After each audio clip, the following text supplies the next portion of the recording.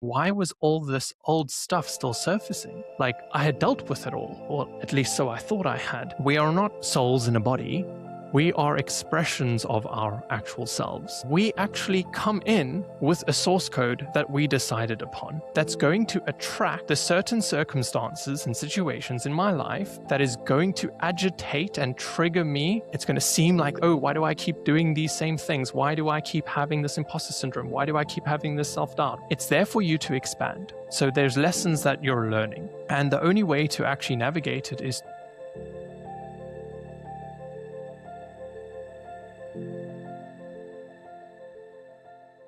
you know you're a leader, you're a facilitator, you are a soul on a mission. You've been doing a lot of healing work for a while, and yet somehow you're still coming up against these same patterns and blocks that you thought you were done with. So like, what is going on here? If you resonate with that, this conversation is for you. Welcome back to another episode of Return to Weird. I'm your host, Jessa, and today we're talking with Ken Franceschi. Ken helps spiritual coaches, facilitators, and soul-led leaders expand their capacity for impact and fully hold the mission they know they came for. He is a speaker, intuitive business coach, channel, and the founder of the Impact Expansion. We talk about his channeled modality, trans quantum energy work, that he uses to support people in releasing these final patterns and blocks that resurface, stopping practitioners and coaches who have already done the inner work from reaching their next level. And if you resonate with what Ken shares, he's offering a free 7-day activation challenge for the listeners. So I will link that below if you want to explore his work more and check it out. Let's dive into the episode. Hi, Ken. Thanks for being here. It's a pleasure. I'm happy to be here. Happy Yeah. to have these conversations. What does the word weird mean to you? Weird. What a weird question.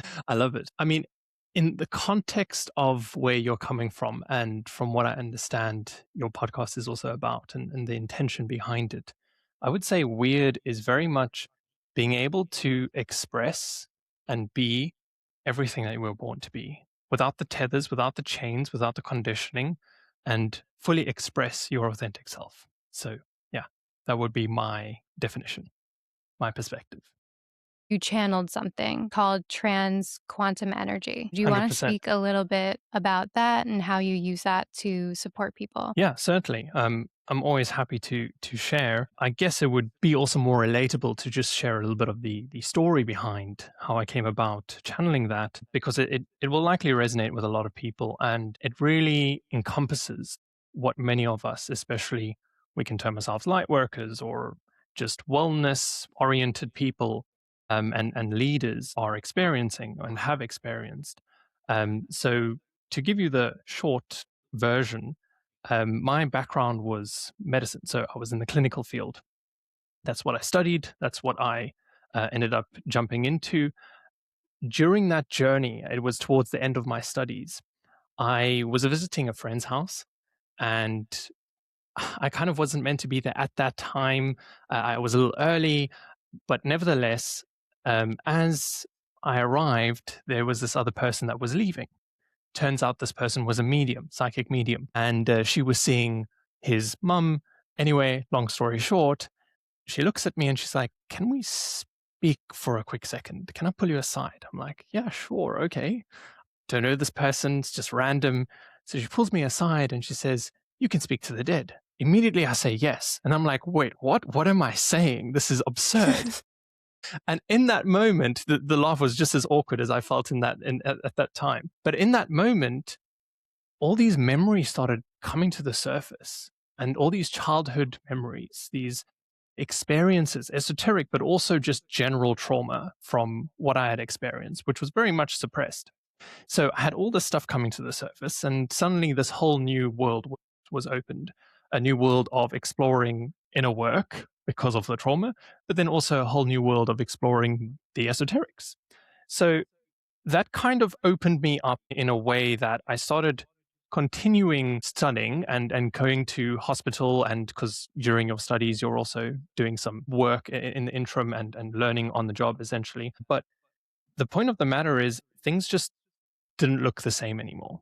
I was looking at this world of treating symptoms and realizing that we're actually not really solving the root issue of anything. We're literally treating symptoms, and majority of the things that we have, whether that be within the clinical field, but even in general, psychology, we're always treating symptoms. And it's like, cool, you have a headache, here's a tablet. You're sad, here's a happy song. It's just treating symptoms, right? And so it blew my mind. And I said, no, I want to find the root cause. I want to understand what's going on here. So I explored this very thing and I explored this new world. And I very much left that world behind. I started practicing all different modalities, learning about all these different things, and kind of exploring my past as well as my own inner work, but also the different inner aspects. So it led me into becoming a practitioner myself as well, and actually starting a business, starting seeing clients and assisting them with the things that they were going through, helping people regulate their nervous system, all those types of things, all the things that had helped me up until that point. I was sharing and teaching others, and things were going well. It was great. It felt like, cool, I'm doing something that's more aligned. But there was still this part of me that felt like there's something more here. Like, I'm not quite reaching the impact I feel I was born for, that I know I'm meant for. And I know there's big energies and big things at play. And I'm supposed to be a part of this, but I'm not quite doing that right now. And at the same time, I still had all these old patterns, all these old blocks, these old things still coming to the surface, especially when I was working on the business side of things, when I was working on this thing that meant so much to me, helping others and creating this impact. And every time I was taking action on this passion project and on this business, this soul-led business, there was just so much of these challenges coming up. And then you have the inner voice, oh, it's divine timing, or oh, you need to work harder, or oh, you need to just allow. And it's like, well, where do all these worlds meet? But at the same time, why was all this old stuff still surfacing?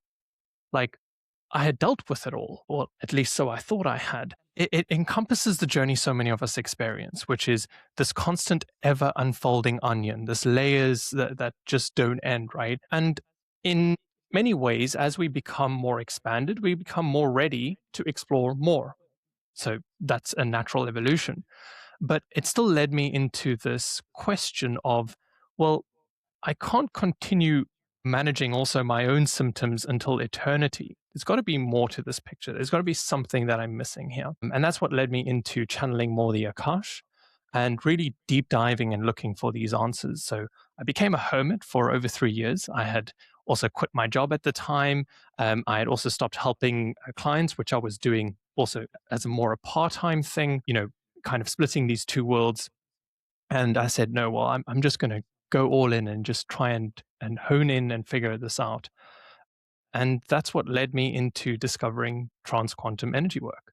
So the story behind it is that as I was exploring these aspects and this question of, well, what gives? I started to understand and see the energy dynamics of how this universe works.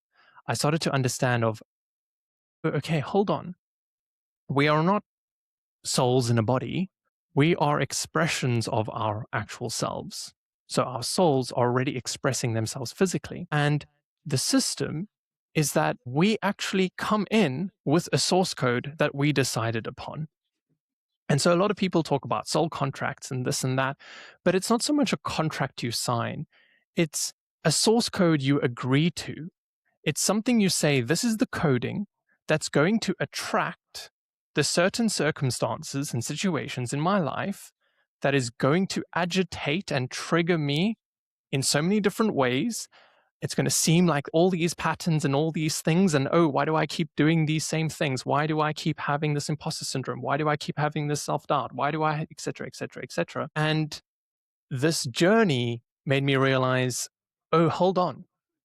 If it's the source code, then can we do something about it? And also, why is it even there in the first place? And it boils down to the fact that it's for you to expand. So you can keep doing the same stuff, you keep managing it, or you can keep trying to navigate by hacking it or bypassing it or attending or treating the symptoms. But the real root is that it's there for you to expand. So there's lessons that you're learning. There's things that you are coming into contact with, everyday situations, but also expansive things. And the only way to actually navigate it is to move through it. The only way to transcend it, to release these energetic patterns, to release the source code, is to resolve the soul blueprint. So the soul blueprint is just what I call this aspect that's holding this source code, because it's a fragment of the soul. So it's not like, oh, it's a conditioning that we have that we need to break from. It's actually the soul decided, your higher self decided that this is something that is going to expand you. And so we can try and not have the thing and not have the patterns and reject these things. Or we can say, okay, well, there's a reason it's here. So let's actually solve it. Let's actually attend to it. Let's learn from it. Let's move through it. And so that's what led me into trans quantum work, where my guide started showing me different systems and started showing me different aspects of how we can go about actually resolving the source code. And so the first step was agitation. So trans Q agitation. This was a calibration, a form of calibration. So introducing more of your own higher frequency to basically agitate your energetic field. Why would we want to do that? Well, the moment you introduce higher pure vibrational energy into your energetic field, that which is not compatible will rise to the surface. So anything that is not truly you, but just something bound by source code, by conditioning, by stuff that you are meant to transcend or meant to resolve or meant to learn from or expand from, is going to come to the surface. And now it's like, cool, great. Now I've agitated all of this stuff. What do I do with it? And that led me into the next step, which was trans Q breath work. So using a specific cadence of breath, being able to actually move through this and move through this energy and transmute these things that you came in with, because so many of us are carrying lifetimes worth of things. And we came to actually end that cycle now. Why? Because now is the time for this to happen. Now is the time we're moving toward this new density, this new evolution, this fourth density consciousness, this heart-centered society consciousness. It's not just a thing that we're talking about, it's a thing that's already happening. And so there is no better time but now to do this work, but there's also no other better time to explore these aspects that you came here to resolve within this very life, so that you can assist and be a part of this evolution, of this shift, of this movement. And that led me then into the third step, which was cool. Now we're transmuting it. And now we need more, let's say, to reintroduce what is now left, to reintroduce the stuff that we actually want to hone. So bringing in more of our full expression. So this is trans Q light work, as I call it. So basically, it's an angelic frequency, a 12th density consciousness frequency. It happens in deep trance state, but you reintroduce more of that frequency within this energetic field, within this blueprint that you set up, because now you've transmuted the rest, so you're going to bring in the rest. And this all happens organically. Throughout your life, it's happening. It's happening right now. You don't even know it.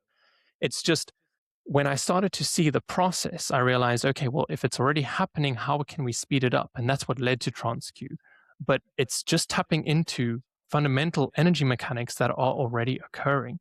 So this is a process that occurs lifetime after lifetime. It's just, well, let's just speed it up and do this now and not wait lifetime after lifetime, not wait cycle after cycle and be like, cool, I feel like I'm regressing or I'm back to square one here. And so it's just a matter of, well, let's do this now. Let's ask for this to happen now. And that's what led me into this whole world of trans Q and pretty much a lot of the work I do now. So assisting other teachers, other leaders, other coaches, facilitators in expanding their frequency, holding their full self so that they can create their greatest impact. Because you can't create an impact or hold a mission with such high frequency if you're not the version who can hold it in the first place, right?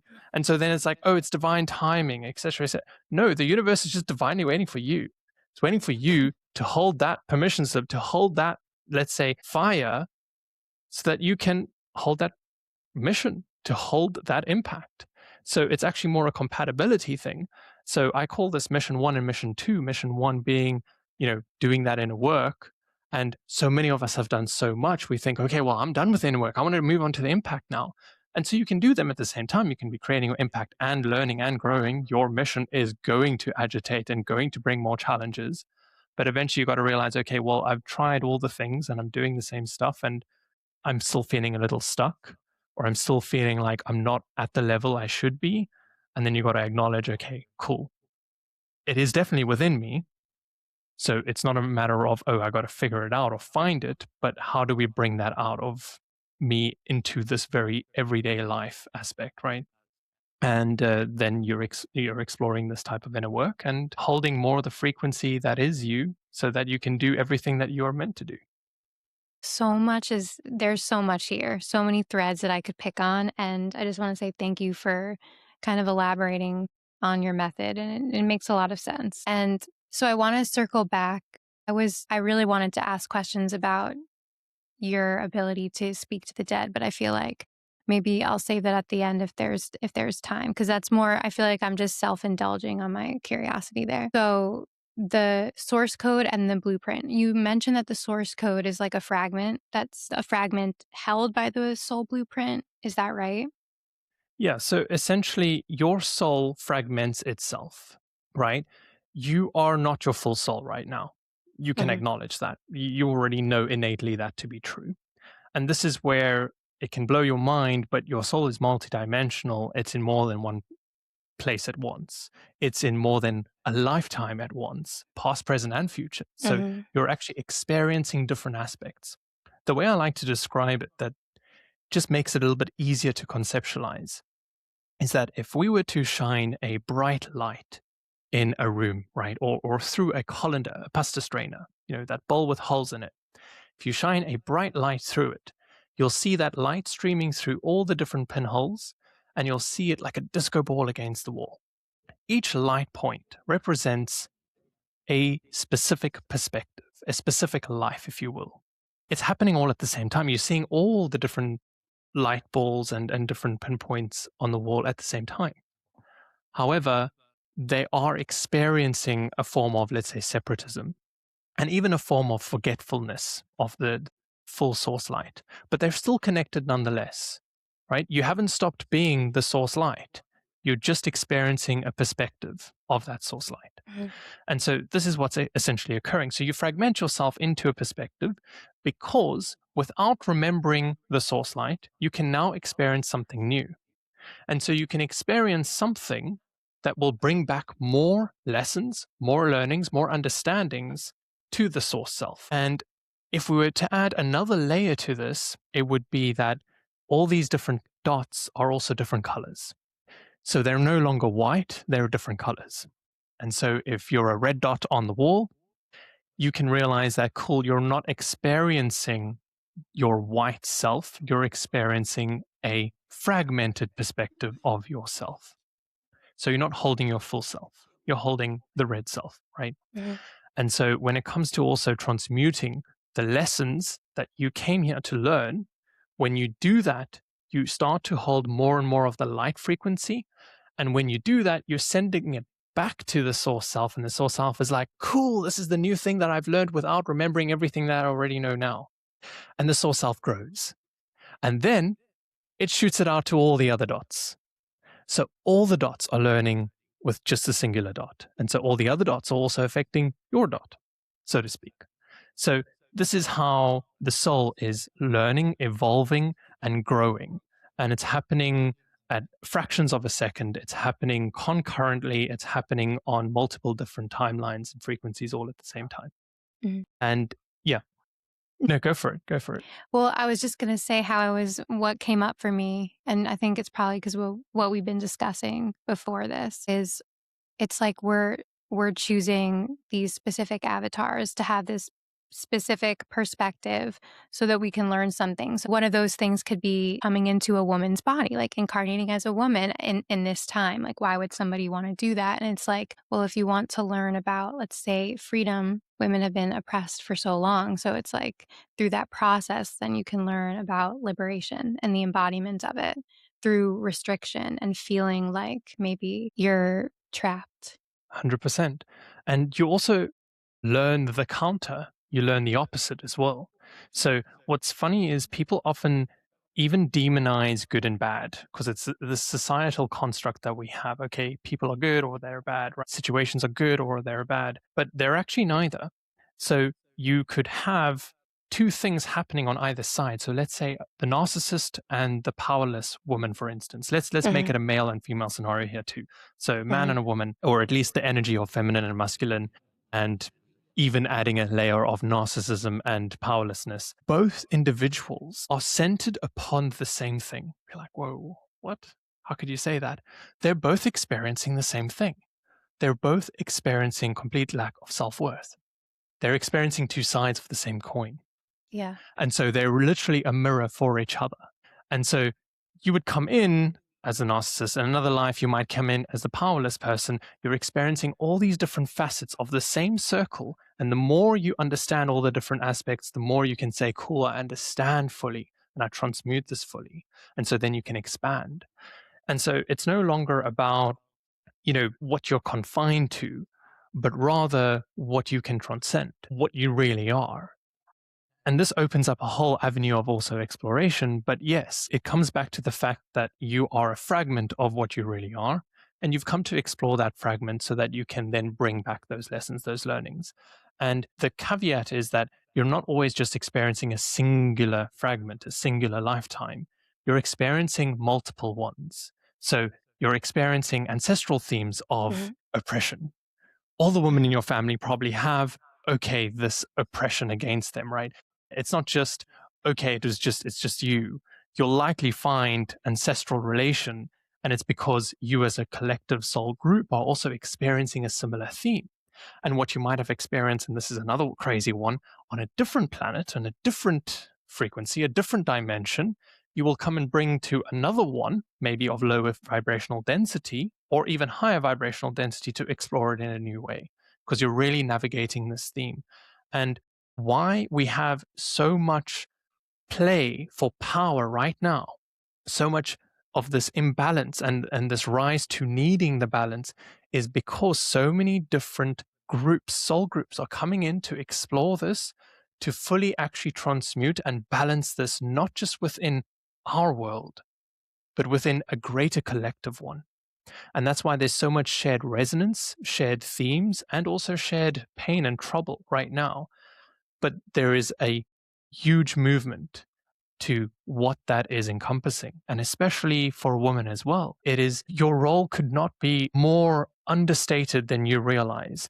It is so important what you come to play here, because stepping into your empowerment, I mean, this is important for all of us, but especially for those that have had more, let's say, history or experience or conditioning of not having or feeling that self-worth or having the permission to hold their own self-worth.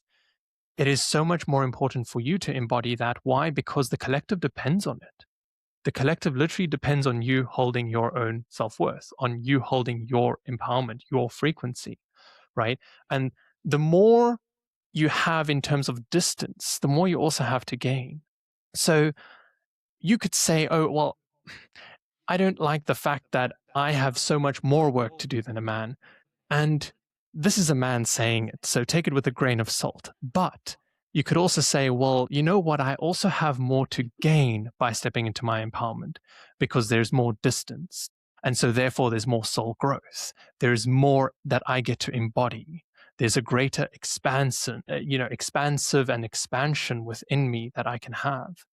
And so your role could not be more important at this time. We are moving toward a more heart-centered space, and there is more need for a balanced feminine energy, because we need to have that inner balance, right? And Mhm. so it has been more masculine. We don't need more feminine. We need a balance. But because the scales are tilted right now, we do need more of that feminine empowerment, that feminine rise to power, because that is going to lead to greater balance. That's going to lead to the heart-centered shift in this world. And it's like, what does this heart-centered shift mean? What does that mean? What it means is we're thinking less with the head and we're tuning more to our wisdom with our heart. It's a form of thinking.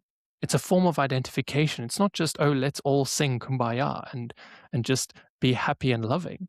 It's about fundamentally how we are talking, how we are communicating, how we are being as an identity and as a collective. It is the evolution we're moving toward, whether we want to or not. It is happening. Where do you think we're at with all of that? Especially in terms of just because we're on that kind of note, the feminine and masculine. I think if you take a look, you will see more and more evidence of the movement and of the collective waking up.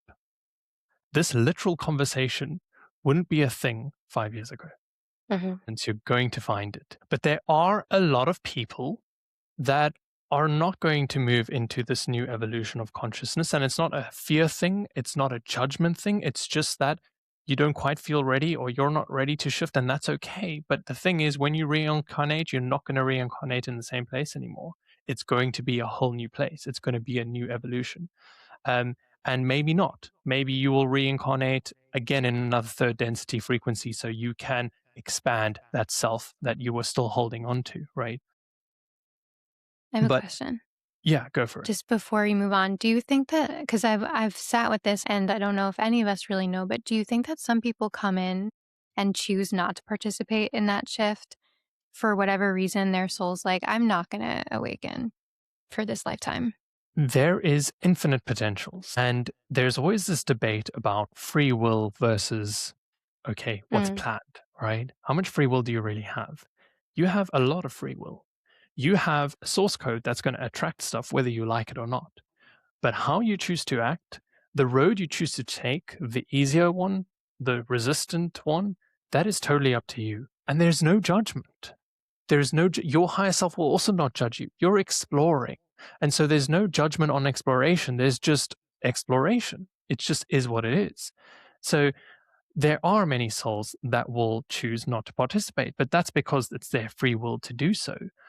However, there is no denying the momentum that we are moving towards.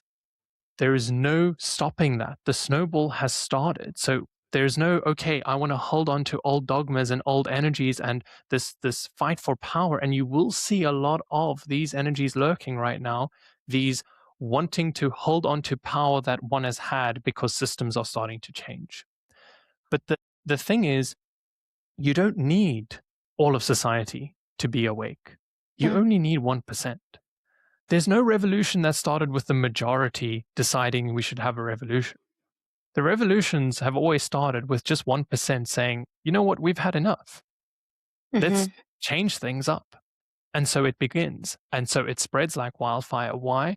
Because it's so, let's say, um, it's just so influential.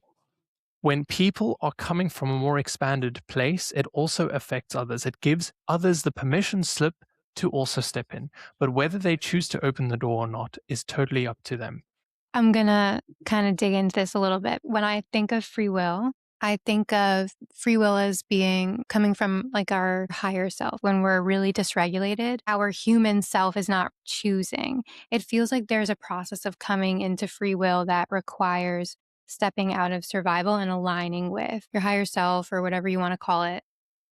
But and then it also feels like there's at some point your free will is just you're just aligning with like what creation desires. So it's like the desire of the creator rather than of your human self. Do you get what I'm saying? Like so it's almost like this thing is like, does free will even exist once you get to that point where you're just aligning with how life and consciousness wants to move through you? Do you get where I'm going with that? I, I do. Free will is a topic we could debate until, the Yeah. end of time. The major, let's say, gap in understanding free will is thinking of it in such a, let's say, human linear way, right? Once you start to think of it in a more multidimensional way, then the lines start to blur and the systems start to look a lot more chaotic, but also a lot more divine. What do I mean by that? Well, we're trying to say, okay, are we a pawn that has free will, or are we controlled? That's the mechanism of how we're really thinking about it, right? And it's not like that. When you understand your light experiencing other parts of light, it's no longer about what free will is or isn't even, and it's more about expression, about tapping into your fullest expression.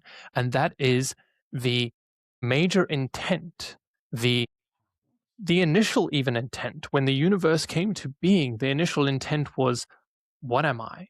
What can I become? And this led into a constant yearning for expansion. That is why the universe is ever growing. We even literally, in a physical, figurative way, can see that the universe is growing, that dark matter is expanding. This is just another evidential, let's say, aspect or sign of the fact that we are ever growing, we are ever expanding. And so it's not about what we get to do or what we want to do or what it is that we think we want. Because again, like you said, when you're dysregulated, yes, it is coming from an ego aspect. You want to feel better because you think you shouldn't feel this way. You want to have a better life because you think your current life shouldn't be the way it is. This is a matter of should or shouldn't, right? Rather than this is something for me to explore. Suddenly now you're in collaboration with your life, you're in collaboration with what you're experiencing, and you're going to end up understanding the lessons and navigating it a whole lot easier, a lot faster. Yeah, I don't know why this keeps coming to me, but I'm just going to go with it because it's really strange how persistent this thought feels. Do you think it's possible that a soul comes into this life not wanting to reach its full expression? Maybe it's playing a role that awakens and triggers others, and that's its function. And so like the possibility in all its multidimensional timelines and realities is like, nope, not going to awaken for this incarnation. I'm just really curious about that. Yeah, and some what you're getting at. The thing is, what you're saying is a soul choosing not to awaken. Yeah. So what is awaken? Is awaken being in your best aligned self, right? Yeah. Is that what Mm-hmm. awake means, right? Where Mm. awake could be unawake, right? So this is where we're really dibble dabbling with these fine lines because Yes. yes, Say more. someone's purpose exactly. Someone's purpose could be to expand others. That is all our purpose is influencing ourselves and others, right? You are coming to experience a reflection, a mirror of everything that you are. Hmm. So when someone triggers you, it's not about them, it's about what's inside you. Yeah. When someone says something and it causes a certain reaction, it's something within you, right? So this is what's happening with the world around you. Even the deepest, darkest baddies in our history have played massive, expansive roles. Now, the way they did it, the manner in which they did it could have been done in a much nicer, easier way. But nonetheless, we can't negate how they have also shaped society in matter for better or worse, but also in better ways, in more expansive ways. Even the person who suppresses others brings to attention that we no longer want that in our society, right? And so therefore it Yeah. brings a new evolution of cool, well, So this is human rights, or this is how we should be, and this is how we shouldn't, etc. so maybe it couldn't have been expressed in another way. Maybe that's what we needed. 100%. And Which the collective society is ready for where they're at. So what they're ready for is what they're going to experience and receive, right? Mhm. And so sometimes we listen to pain, right? We don't listen to the little nudge. And what that is, it's again, it's held in our soul blueprint. It's held in our source code. Something Mhm. is attracted, you don't notice it. It continuously comes back and back again. It comes in bigger emotions, bigger waves. Why? Because the cycle of those emotions, the cycle of that lesson wasn't actually transmuted or understood or embodied yet. Why do we have that? Well, because you need the bigger message or the bigger energy for you to be like, oh, damn, well, this is something I got to figure out now. And finally, you pay attention, right? So sometimes Mhm. pain is needed in that way. We don't have to revert to pain. That is a mechanism that we are starting to slowly and slowly, as a collective, but especially the work that I'm teaching, is moving beyond that, where the subtlety is more than enough. You already, oh, thank you. Perfect. I understand what it's here for. Perfect. Thank you. I understand what the energy is here for.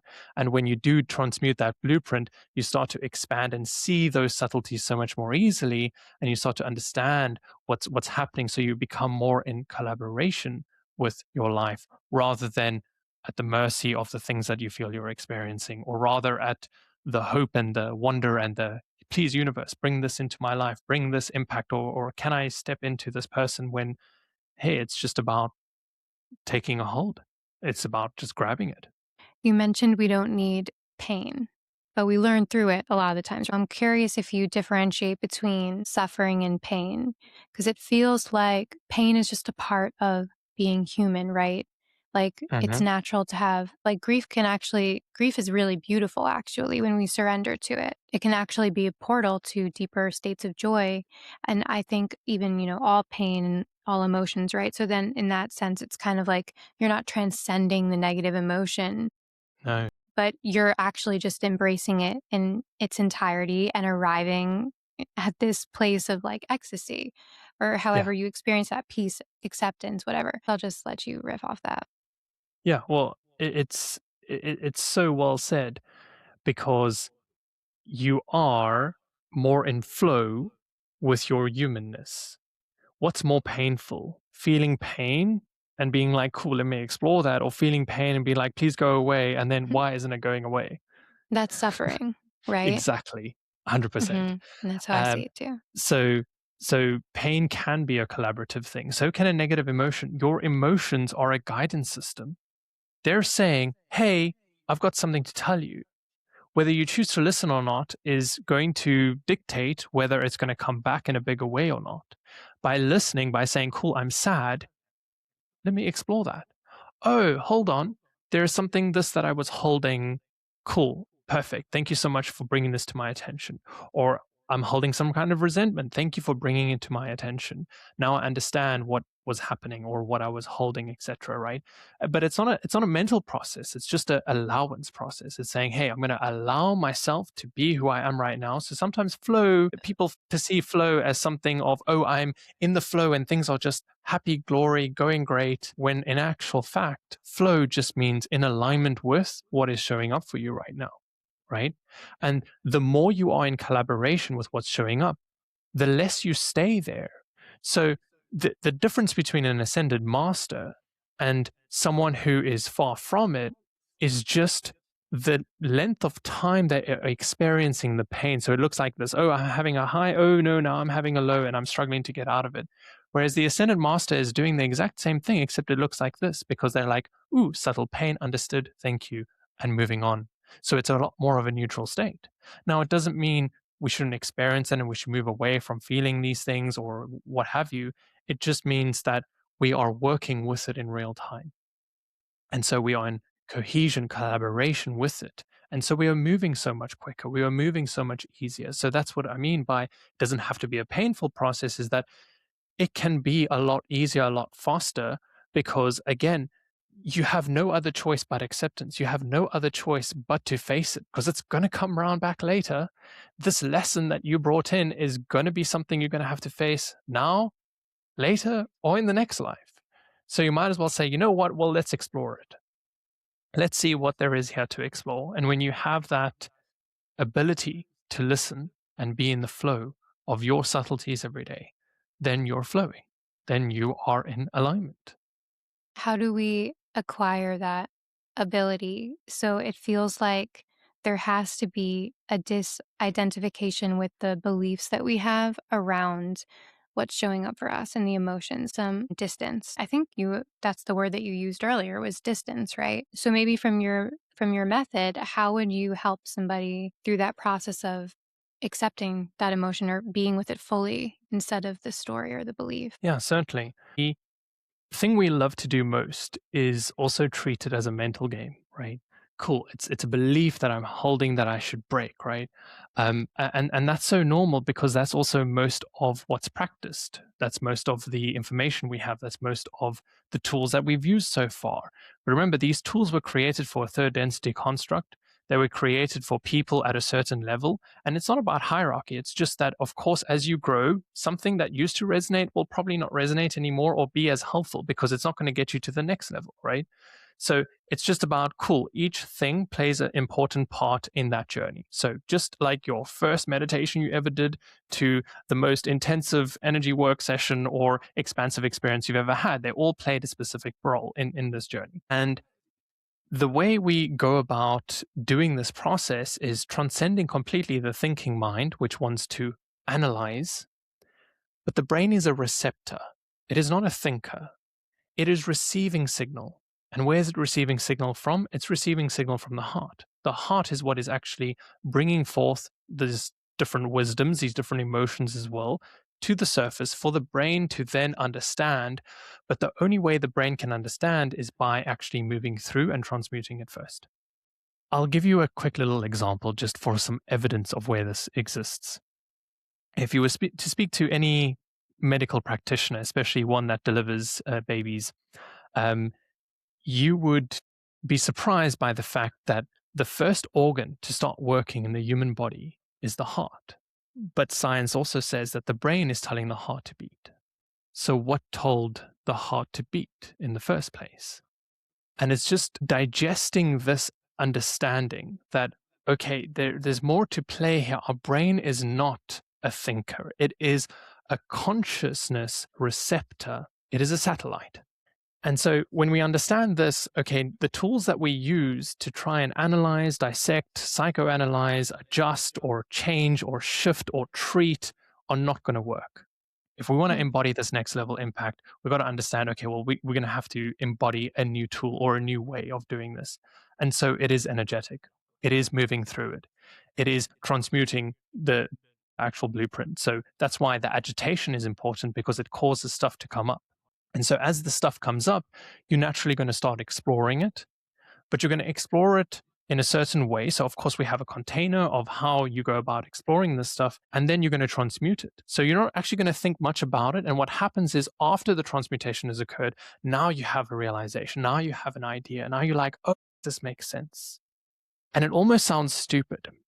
Have you ever had a moment in your life where you're like, oh, this is a great idea? Or, oh my goodness, I've just had a revelation, and you share it with someone else, or you say it out loud and you're like, that sounds obvious. Yeah, And all you the might even time. see that for someone else. And you tell them, but it won't ring true for them. Why? Because you got to experience it first. You got to experience it to really truly feel it and be like, yes, this is it. That's The embodiment transmutation. piece. Exactly. Exactly. So it's about embodiment.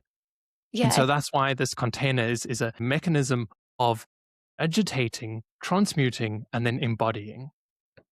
yeah, it's interesting because I've been having those moments a lot, and what comes after is like because there's this element of like, wow, that sounds really simple and everything. And then I'm like, wow, I really don't know anything. It's like the more embodied I become, the less I feel like I know anything.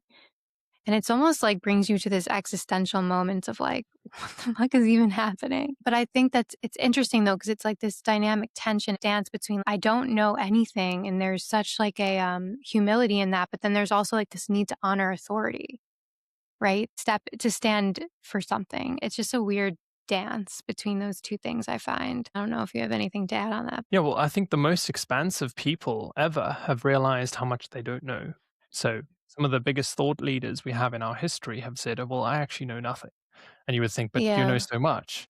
And it's because it's the realization that our expansiveness knows no bounds. It is infinite. And the more you see, the more you see much you don't see, essentially. And the more you expand, the more you start to see also what is hidden, the aspects that you don't know. And so now you're aware of it. And so it's just about an awareness thing. But the fact that you are aware of it shows you how much more you know now, or it shows you how much more you've expanded now, because you can tell by the fact that if we put the metric on awareness, it starts to shift the game rather than the metric on, oh, you're happy. I mean, you could be happy and completely, you know, unaware of anything that's going on in your life until something does create this awareness and realize, okay, that actually wasn't happiness. It was just distortion. But nevertheless, the point is when we add awareness into the mix and it becomes our metric, okay, am I aware? Now we start to expand into greater aspects because the way of which how we're approaching it changes. So it's okay not to know everything. And I say, what fun in that? How much fun it is to explore what you don't know rather than explore what you already do know. It's no fun to go to a new country and be like, oh, I know everything already, right? So it also lights up that inner curiosity that we have. And that's another mechanism, our curiosity. So we spoke a lot about the emotions and the heavier stuff, but we also have curiosity, and that's what's guiding a lot of the direction that we're moving toward.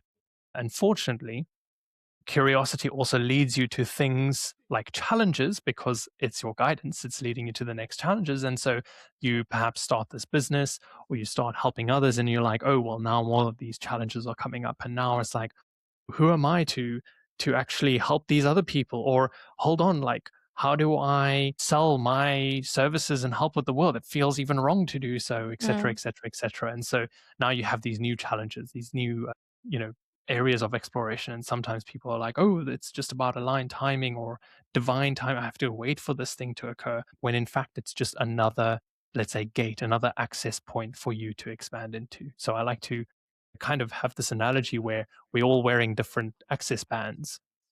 And so we're walking this path. When it's the true north path, you're going to walk on it, and there's still going to be aspects that feel like it's not aligned for you. For example, the gate that is stopping you from entering, but it's not because, oh, you should look for another path.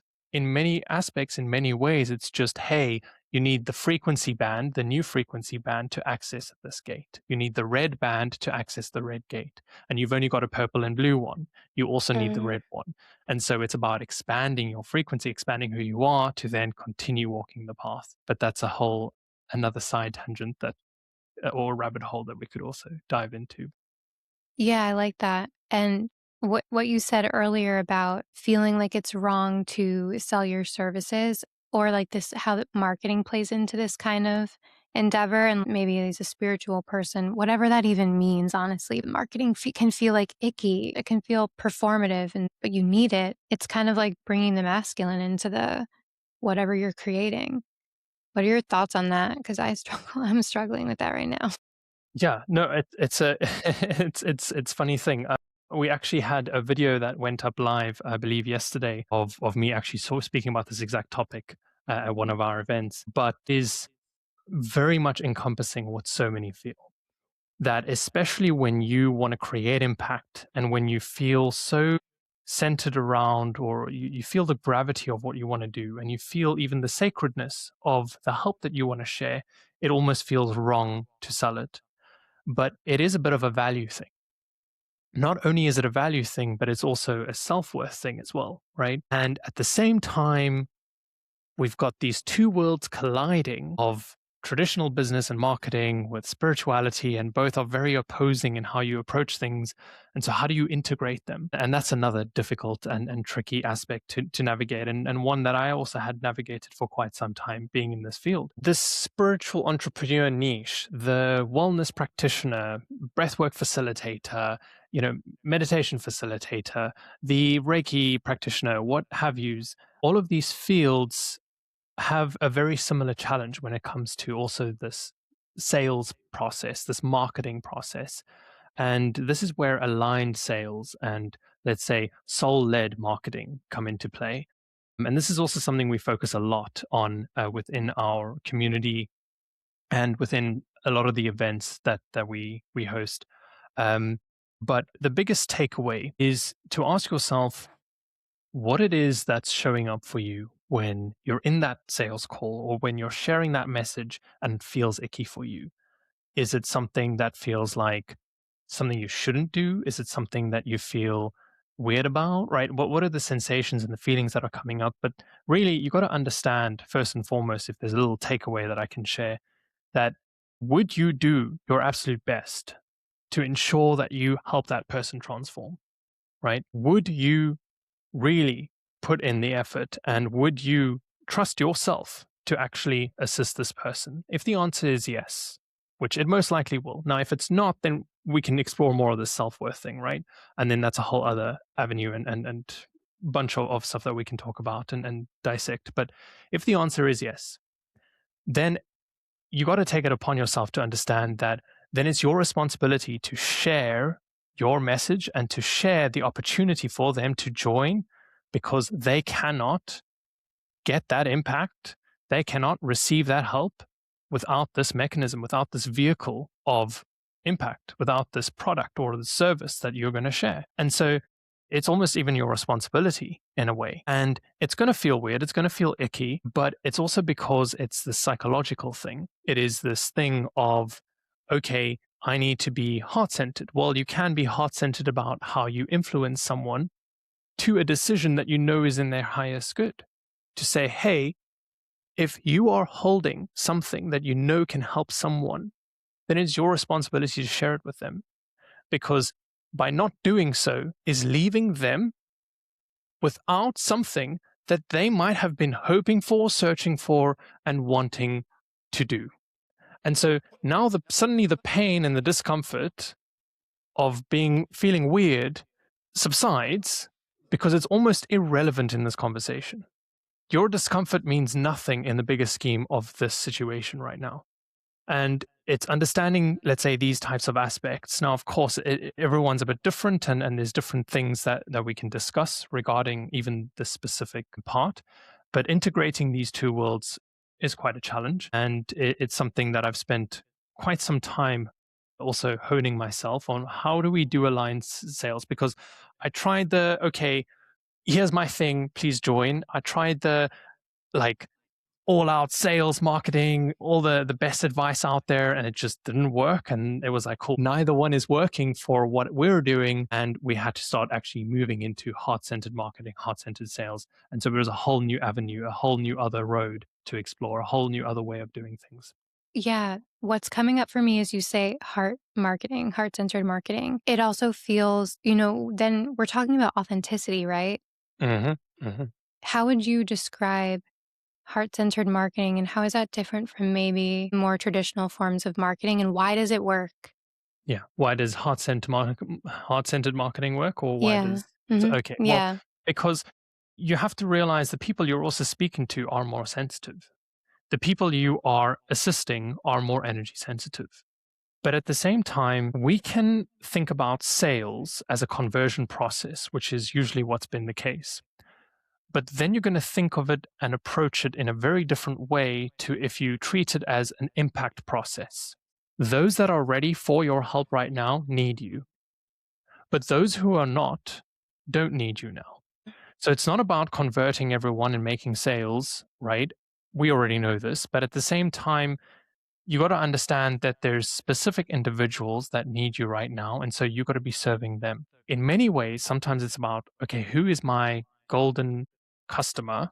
Who is the person I'm actually serving? Getting so clear on that, and then understanding, okay, well, what are the pains that they're going through now? What is their day to day right now?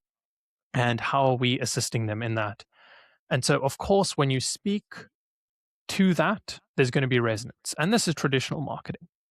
But now to take it a level extra, to add another layer of where the heart centered portion comes in, it is your authentic take on that. It is being vulnerable, being yourself, being able to hold your expression and say, hey, this is who I am, and this is what I'm here for. And being so earnest in that, that it cuts through all the noise. And people are going to be like, I resonate with that. There's so many people that come to my events or that come to, our experience. So we have a TransQ experience as well, uh, and all these other things that we've got going on. And people come up and they're like, well, I don't remember why I'm here. I don't remember why I'm joining, but I just remember that it just resonated so deeply with me, and your energy just resonated with me. So it's actually less emphasis on the marketing copy itself, and it's more about the message you're sharing. And when you bring forth the energy of, I want to help these people, I want to actually assist them, people will feel that, especially the people you're trying to talk to, which are more intuitive, are more sensitive. So, Yeah. yeah, No, that's where the heart centered stuff comes in. Yeah. this is really good. Okay, so I'm hearing vulnerability. So that also means that, and let me know if you agree, you have to have walked that path. So I almost think of it as like the people we're serving, maybe they're us like a few years back, right? So in order to speak that vulnerably, we have to have embodied that. Do you see it 100%. like This is that? so Yeah. beautiful. Yeah, it's exactly some of the stuff that I teach, especially with one-to-one clients that need my help when it comes to the business side of things. So I also assist a lot of coaches and practitioners with the actual business side of things and how do we integrate these worlds. And one of the biggest things I teach, especially if someone's a little earlier in that development journey, when we're confined or when we're defining the ICP, so the ideal client profile, right? It is more often than not you a year or two ago. And so the vulnerability and the insight that you have is so deep, so intricate to that person. And I'm telling you, there are so many that are going to resonate with that specific message. And that's why competition isn't even a thing. No one that is your client, Jessa, is going to resonate with my message Mm-hmm. because it's your story that they're going to resonate with. It's you who they need to help, or it's basically they who you need to help. Mm-hmm. And same is true for me. So everyone plays a unique part. And so, yes, it is your story, your experience. And of course, when you hold the energy of, I have walked this path, people are going to feel, oh, that person knows me and understands me and can help me. So, yes, of course, when it comes to heart centered sales, if you cannot actually help that person, it is not going to work Mm-hmm. because you are not holding what they need. As simple as that. And it's very easy, it's very evident for people to see that because you haven't actually gone through it yourself. Now, there is also another secondary aspect where sometimes you're helping someone else. Let's say it's a loved one that went through a certain thing and it's something that's really close to your heart. So it's not so much even something you went through, but maybe something someone that was really close to you went through, or whatever the case is. But nevertheless, you're still helping that person from a year or two ago. And so even your audience will also change as you change, because as you expand, as you step into new aspects of you, you're ready to help other people. What is your perspective on how vulnerable you need to be? Like, how much do you really need to share about your story? Well, as much as is relevant, you don't need to share all the intricate details. Yeah, can you keep it like really minimal? Because I'll just But be hold on, is transparent this here. is this from a lack of being comfortable sharing No, some so of those I'll intricacies? be transparent because where I'm coming from is like when you're, because I'm a therapist, right?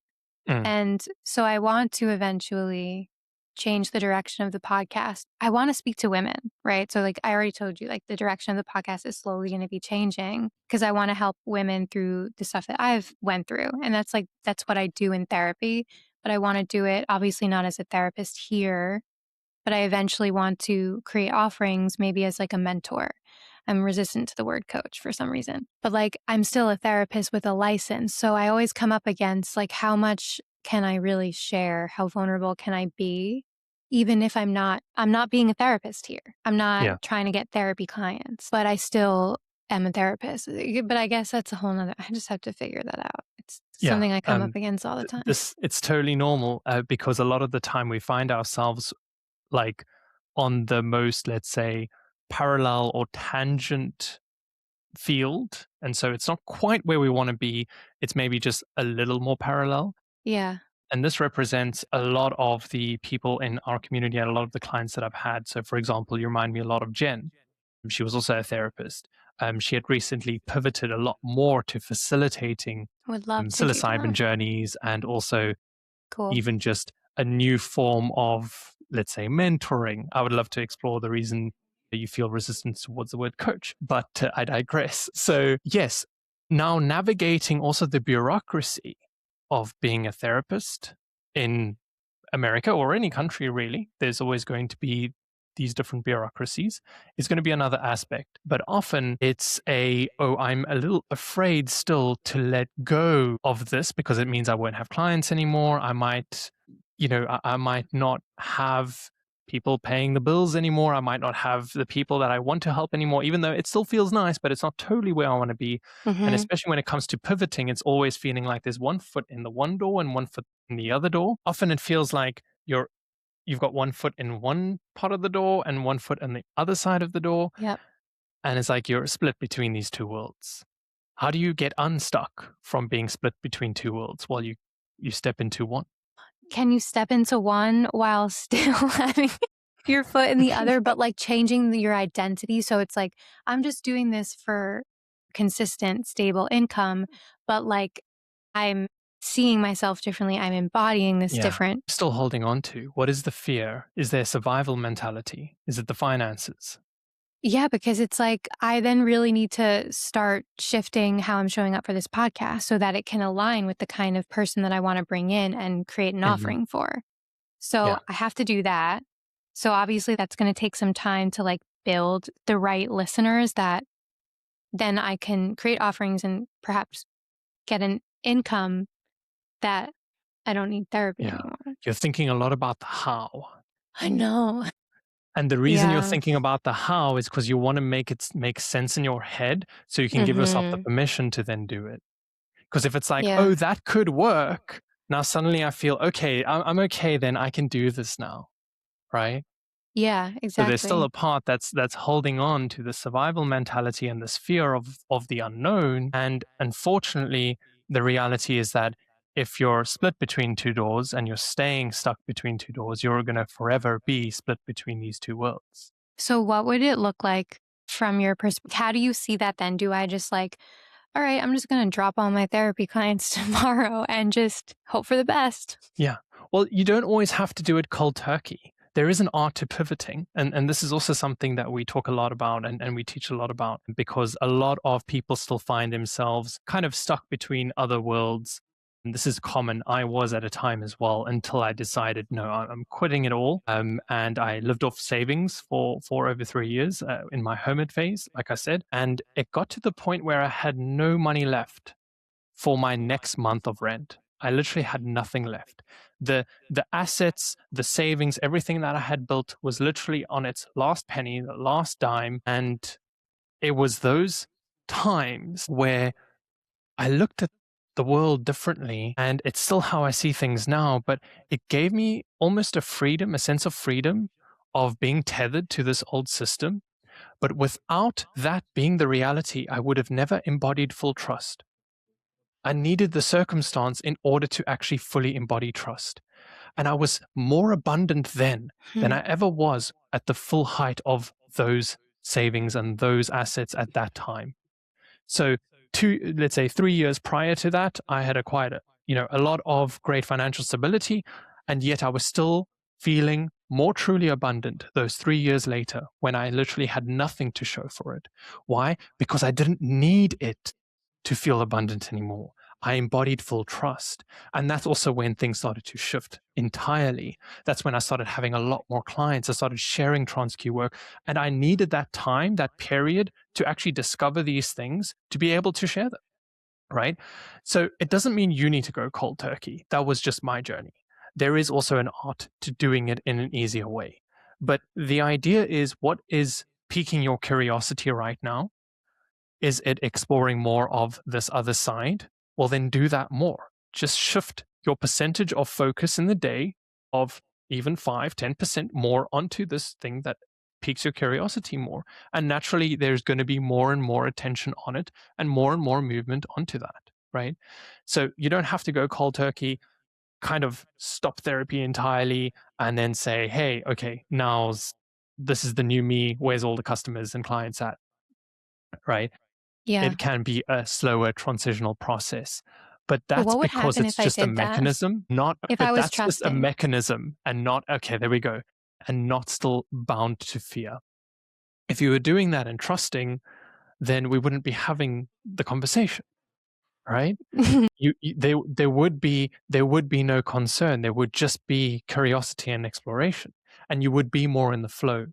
So I don't encourage anyone just to quit your job today and step full into your full-time purpose, because if there is that fear, that's the number one thing you want to you know dive into first, is understand, okay, well, what aspects of me is still not ready to let go, what aspects of me is still feeling nervousness or fear of this unknown, and regulating that and exploring that so that you can release that, so that you can then step into more of the thing that you feel is aligned to you. Because what's going to happen is you're going to step into the thing that's aligned for you, but you're not aligned for it yet. And so, of course, it's not going to reap the outcome that you would like, right? But again, all this emphasis on the how is so irrelevant, because I can tell you now, you can have all the plans in the world. It's not going to end up being the way you think it will. Hmm. You will never see the top of the stairs. You will only see step one. Your Yeah. breadcrumb is step one. Your guides have given you step one. So we can try and figure out, okay, well, what's at step 10? How do we get there? Blah, blah, blah, blah, blah, blah, blah, blah. Well, it doesn't matter, because all you have to do is take step one. Then more will be revealed And you can take step 2, and more will be revealed, and you can take step 3. So your only job is following that breadcrumb. Your only job is following the guidance you have now. And I can tell you, most of us are stuck in procrastination and inaction because we're wondering and hoping for what could be rather than taking action on what you already know you can take action on now today. It's called aligned action. You're in alignment. There's something that's aligned for you. It's the breadcrumb. Take action on it. But it's the Yeah. fear that holds you back from doing so. It's wanting to know the full plan, because wanting to know the full plan is a sense of control. It's a sense of, I want to know that this can work before I commit, because I'm still not fully holding trust, fully holding my frequency. Yeah. I feel like it's easier to take aligned action without knowing the full picture when your survival isn't dependent on it, right? So it's like I'm doing this not because I need money to pay my bills. Yeah, So that's like 100%. where the pivoting. Yeah, But you were that's how we can make it easier. But the thing is, we can say, okay, let's do the things where I don't need it. But the fact is, it's all about the need here. Why do you feel you need money? Why do you feel you need this job to make money? Can money not come in other ways? Why do you even feel you yeah, need it at all? So it's this aspect of still being associated with and being anchored in survival mentality.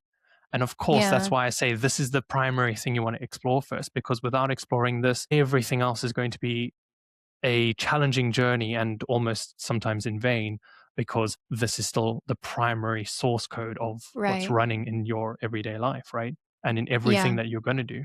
I think it's easier to buy into the belief that, you know, you can make money doing what it is that you desire. Like that is possible. But why do you need money at all? That's harder, right? Because it's like, well, I do need money to pay bills. But then it's like, okay, but what is money? And it's like, well, money is just like energy. Exactly. Money is And energy. It's a it's belief. harder. Yeah. That I feel like that's It's a piece of paper that is attributed on the belief that it holds value. yeah. Do you realize that it's not an actual Mhm. thing? It's a Yeah, it's not real. you're handing each other Yeah. belief, right? And so Yeah. when you realize that, okay, hold on a minute, I'm stuck in a survival mechanism of something that is just my belief. Well, now we can start to become a little more free of that. When you can tap into aspects of your own abundance, regardless of the environmental circumstances, when you can have and feel your fullest extent without anything reflecting in your environment to say, hey, you are, that is unconditional embodiment. You cannot have unconditional embodiment by saying, okay, these things are now saying that I have a lot of numbers in the bank account or on my app in my phone. And these things are saying I have a lot of clients. And these things are saying that I'm going to be okay, et cetera, et cetera. Is that unconditional embodiment? Is that really holding the frequency that you came here to hold? No. So, of course, it means, okay, well, I've got to transcend those beliefs that no longer serve me, those beliefs that are holding me back from stepping into my full authenticity, my full impact. And Mhm. it is not the person who is still holding on to a survival mentality that's going to help the people that she feels eager, she feels called to help. And that's okay. You don't have to be your embodied self right now. That's a journey. Yeah. That's okay. It's each step Mhm. of the way, right? But it does mean that, okay, well, I acknowledge that there is something here to explore and that there is something that isn't in service of me, right? So, yes, money is a great challenge for the embodied light worker, mentor, coach, what have you, right? Mhm. Because by letting go of that system, you can step into everything that you are meant for. And yes, you can do anything in this moment. You can monetize anything. So Mhm. why do something that is not aligned with you? Money is a secondary outcome. So when you make it about money, then it's going to be about money. When you make it about your impact, money is no longer a factor. It doesn't matter. It's just a secondary outcome of you doing the primary thing. So Yeah. just change what is your primary thing. I was willing to be on the street. I was willing to give up everything because creating this impact and helping the people and serving the people I'm serving now was more important to me than anything else. And so the pain of not having tried and given it my all was far greater than the discomfort of any unknown. As simple as that. Yeah, that's hard to feel Yeah. into. Like, am I Yeah. willing to give up everything? Like, Yeah. Yeah. Well, you don't have to we today. don't have to, yeah. You don't Yeah. have to. But it's But just that they maybe food there's for thought. something in that experience that's important to surrender to. Exactly. Because you're freeing yourself and you're stepping into such embodiment of your empowerment, saying, I don't need anything to be who I really am. I don't need Yeah. anything to do what I really want to do. I Yeah. am unconditional. I am completely independent of anyone or anything else. That is power. That is holding your true frequency. That was really And that is the helpful. message. Thank That is you. the yeah, well, that is the overall message that I wish to instill in everyone around the world. But of course, my main focus is the teachers, because I believe if I can help all the teachers, they can go and share that with everyone else. And we can really create such a butterfly effect of shifting this world as we know it. Beautiful. Is there anything else you want to share that you feel like you didn't get? No, I think Any other I think this messages? yeah, no. Um, this was an absolute beautiful conversation. I thoroughly enjoyed just diving into these deeper aspects and having this very collaborative and, let's say, even unplanned Mhm. conversation. So I really appreciate you having me, and it's been such a pleasure. I would love to share with you and your audience, though. So for those of you who are listening in, those who are coaches, facilitators, mentors, and just soul led leaders. If you feel called to a mission, if you feel called to create an impact in this world, but you still feel you have these old patterns, these blocks preventing you from holding your fullest self and your greatest impact, and simply managing your nervous system ain't going to cut it. So the same tools that got you to where you are now won't get you to your next level. So for everyone listening, I have something special for you, including you, Jessa, of course. I'll be giving you free access to my 7-day Activate the Power Within challenge, which is a series of these live activations that my private clients paid good money for. But I'm really excited to share that with you all. And you will experience firsthand the power of trans Q activations. Each day is only around 15 minutes. And it will help you tap into the readiness to hold the frequency of your next level of impact. And we receive so much powerful feedback from members who have completed those 7 days, because your power already exists. It is something, it's not something you must find or achieve outside of yourself. It is already there. You just simply have to embody it. And this is not just about you. This is something greater than yourself. This is the thing that you were born for, that you were meant for. And it's my mission to empower spiritual teachers, like I said, and leaders, and help them maximize their impact so that we can create this butterfly effect to shift the consciousness of this planet.